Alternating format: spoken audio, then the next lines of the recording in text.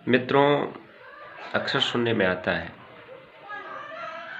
कि बहुत सारे लोग क्लेम करते हैं कि उन्हें 1000 साल तक पढ़ने नहीं दिया गया, पीड़ित रखा गया, शोषित हो रखा गया, वंचित रखा गया।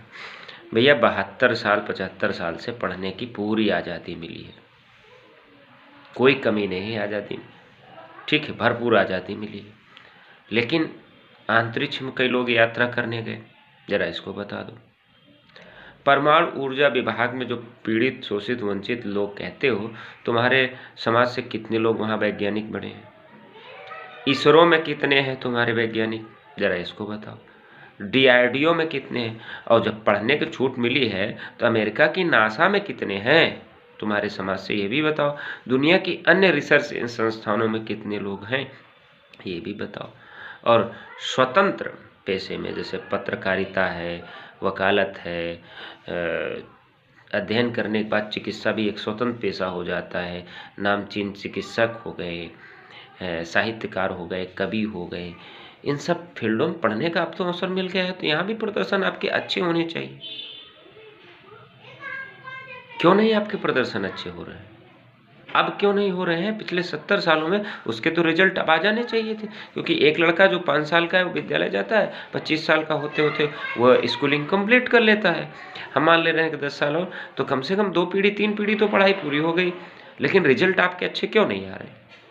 इस पर आपको विचार करने की ज़रूरत है। बार बार ये प्रलाप करने से नहीं, हमें 1000 साल तक पढ़ने नहीं दिया गया।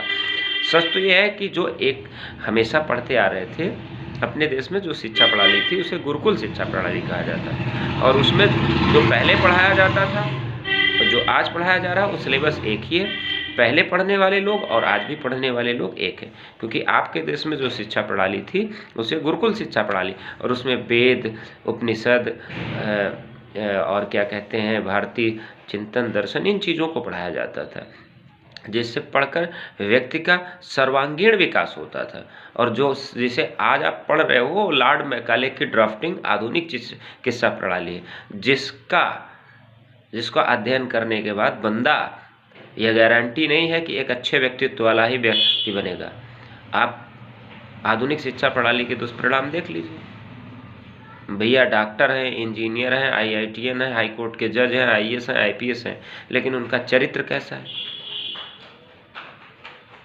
तो जब तक आप लॉर्ड मैकाले के ड्राफ्टिंग वाले एजुकेशन सिस्टम को नहीं बदलोगे, भारत में जितनी समस्याएं हैं वो नहीं बदलने वाली हैं, ज्यों की त्यों बने रहेंगी। भ्रष्टाचार बना रहेगा, जातिवाद बना रहेगा, अन्य बुराइयां बनी रहेंगी। जय हिंद, वंदे मातरम।